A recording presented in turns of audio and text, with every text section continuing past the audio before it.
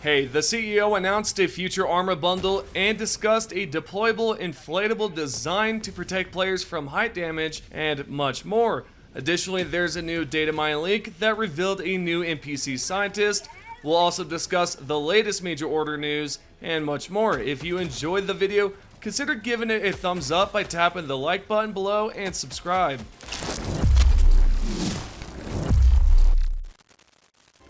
First and foremost, Arrowhead's CEO has revealed news about a future bundle that will include new armors.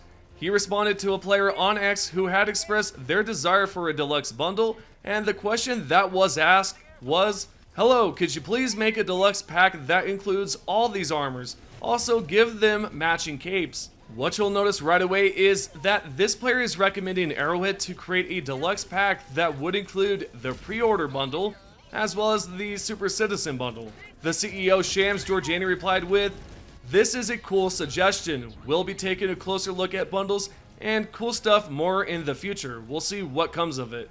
Now, there are two things I'd like to mention about this. First, I don't believe we'll see a deluxe bundle that features both bundles mentioned previously.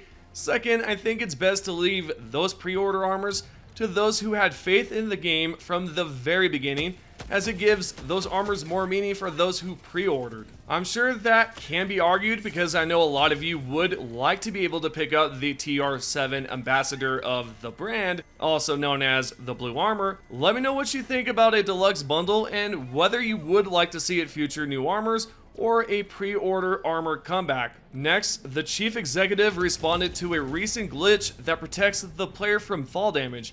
He would like to see at some point an inflatable that pops out of the armor. If you don't know much about this glitch, I'll go ahead and give a demonstration. What you'll see here is that I'm at the very top, and when I dive downwards, of course, I'll receive fall damage. However, there's a trick to negate this or reduce the impact damage by simply emoting while in the air, and it can be any emote of your choice, literally. So whether that's the hug emote or a handshake, it all works.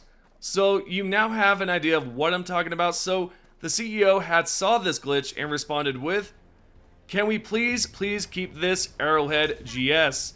Then continued with another post on X.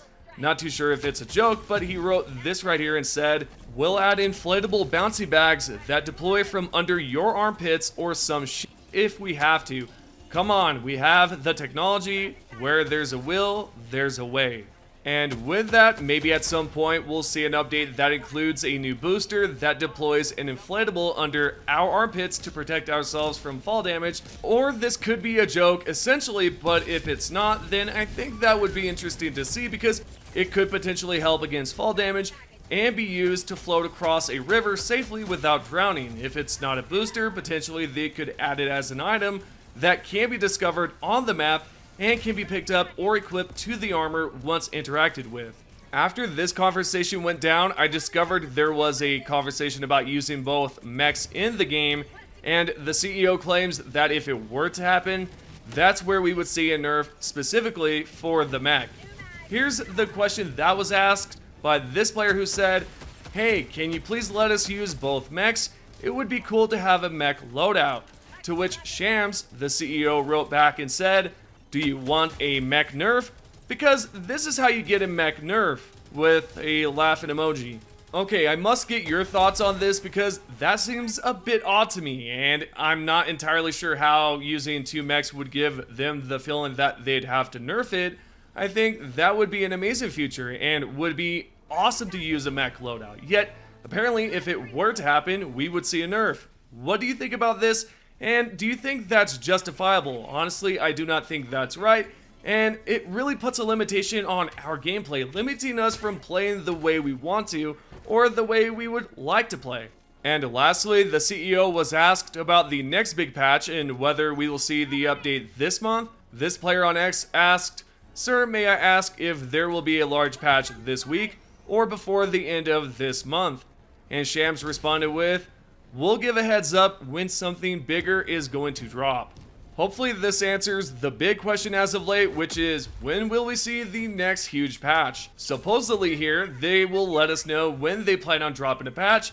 The last major patch we received that featured buffs, patched bugs, and so on was on the 13th of June. So I'd suspect we'll see an update potentially this month or next month sometime in August.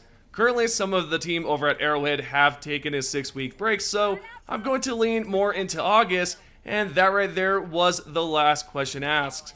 Speaking of a summer break and patches, the support team member wrote on the official Helldivers 2 Discord stating, currently about half of the team is on summer vacation. Those that remain have their list of known issues to work on, but I, unfortunately, don't know where on the list any of these issues sit. There's a lot of issues and a lot of work, but it does unfortunately mean that some issues don't get dealt with for a while.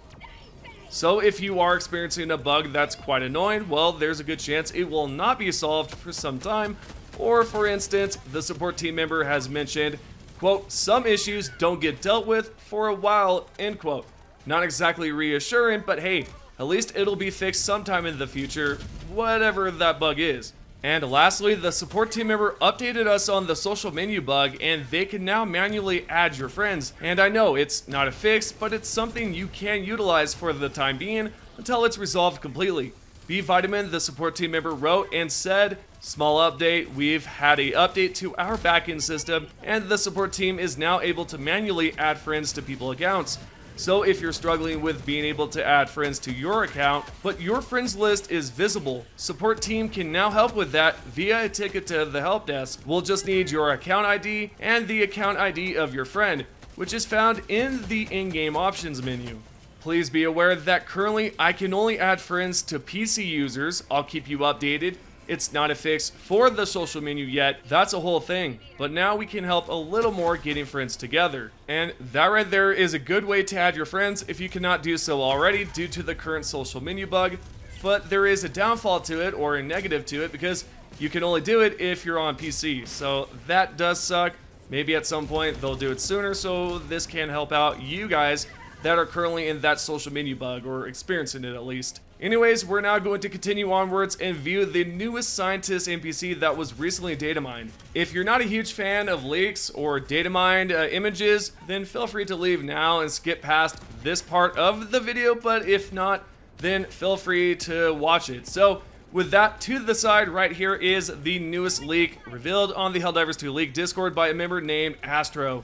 This scientist outfit, as you can see, is black and yellow with a name tag that says Science Officer, and towards the bottom it says, I know many things. Now, with that being said, you can see that this scientist here is very similar to the scientist in the very first game. For example, right here, there's not too much about this, but we do have an image of what the NPC will look like, except there's no face. I will take a wild guess here and assume that this will either be a character added automatically to the ship, or possibly you will purchase a ship module that will give you this character to talk to. Either way, I'm highly interested in this, and I get it. Some of you have expressed that these are just leaks, and we hardly see any of this stuff, but to be honest, I'd say that's false to some degree, because we've seen leaked war bonds that have been true. We've also seen the Hive mission become a reality, so some things are scrapped and some things are used. It's hard to really tell you what is going to be used and what's not. Typically, if a file was just added to the game or something was updated that revealed new armor or even a new mission, then there's a good chance it will be added. And lastly, we just completed the latest major order to acquire not only the Commando rocket launcher, but we also now have the battle station plans as well. We have a major order status update, so let's go ahead and check out the success message. Thanks to the valiant defense of the Helldivers of X45, the plans for the interplanetary battle station have been received. Work completing this research will commence shortly. Completion of a project of this size will take a long time, but the full potential of the station has been made possible by today's victory.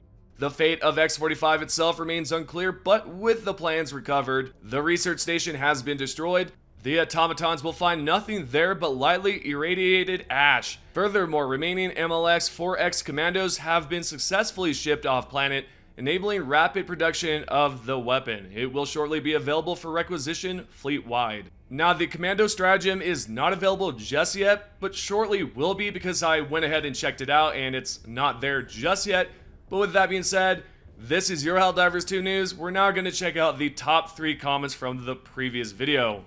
The first comment is by Kasnip's Adventures. The Commando is surprisingly a great side grade to the E. You can carry 4 missiles that one-shot hulks to the head, and the cooldown is only 2 minutes, and it absolutely wrecks bot bases, so that's a huge win. Definitely going to be my go-to anti-tank option for the bots. We'll see how it handles bugs after we crush this order for democracy.